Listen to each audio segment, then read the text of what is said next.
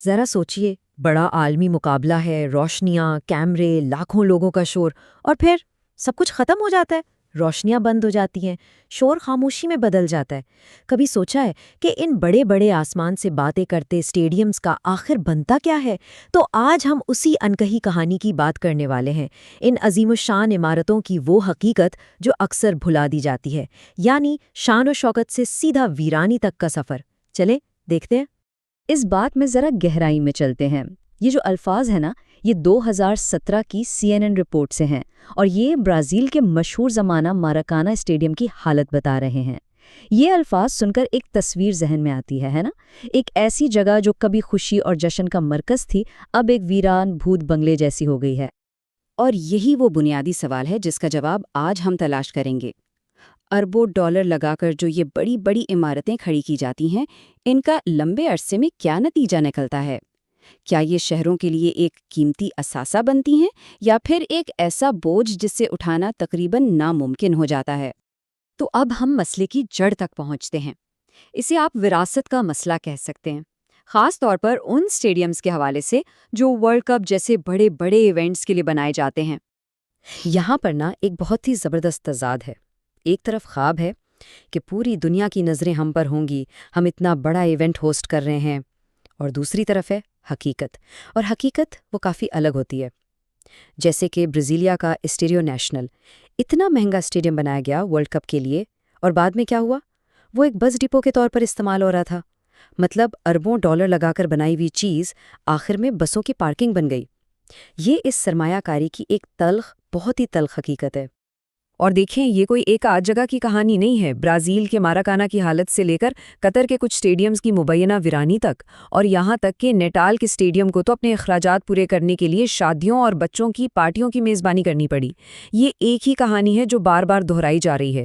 یہ وہ جگہیں ہیں جو کبھی دنیا کی توجہ کا مرکز تھیں اور اب اپنی بقا کی جنگ لڑ رہی ہیں۔ تو اصل مسئلہ کیا ہے؟ مسئلہ بنیادی طور پر ڈیزائن میں ہی ہے۔ طویل مدتی منصوبہ بندی کا بالکل نہ ہونا۔ یہ جو بڑے بڑے ڈھانچے ہیں، یہ مالی استحکام یا کمیونٹی کے فائدے کے لیے نہیں بنائے جاتے، بلکہ صرف ایک مہینے کے جشن کی یادگار کے طور پر کھڑے کیے جاتے ہیں۔ لیکن کیا اس کا کوئی بہتر طریقہ ہو سکتا ہے؟ بالکل ہو سکتا ہے۔ چلیں اب مسئلے سے حل کی طرف بڑھتے ہیں۔ ڈنمارک کا ایک پروجیکٹ دیکھتے ہیں جو اسٹیڈیم کی تعمیر کے بارے میں سوچنے کا ایک بالکل نیا طریقہ پیش کرتا ہے۔ یہ ہے ایلبرگ پروجیکٹ۔ اس کی یہ صاف ستھری اور امید سے بھری تصویر اس ویرانی کا ایک زبردست متبادل ہے جو ہم نے ابھی دیکھی۔ یہ صرف ایک اور اسٹیڈیم نہیں ہے، بلکہ یہ سوچنے کا ایک بالکل نیا انداز ہے۔ آلبرگ کا جو یہ طریقہ ہے نا، یہ 3 بنیادی ستونوں پر کھڑا ہے۔ پہلا، شہری انضمام، مطلب یہ صرف ایک اسٹیڈیم نہیں ہے بلکہ کمیونٹی کے لیے ایک عوامی پارک بھی ہے۔ دوسرا، ماحولیاتی ذمہ داری، اور تیسرا، تعمیراتی جدت۔ یہ طریقہ سیدھا ان سفید ہاتھیوں کی تنہائی اور بے قدری کے مسئلے کا حل پیش کرتا ہے۔ آئیں اس تصور کو تھوڑا اور گہرائی سے سمجھتے ہیں۔ ایلبرگ پروجیکٹ کا سب سے انقلابی خیال شاید یہی ہے کہ ایک اسٹیڈیم کو ہمیشہ کے لیے کھڑا رہنا ضروری نہیں ہے۔ اس تصور کو کہتے ہیں ڈیزائن فار ڈس اسمبلی، یعنی جدا کرنے کے لیے ڈیزائن۔ یہ ایک بہت سادہ لیکن انقلابی خیال ہے۔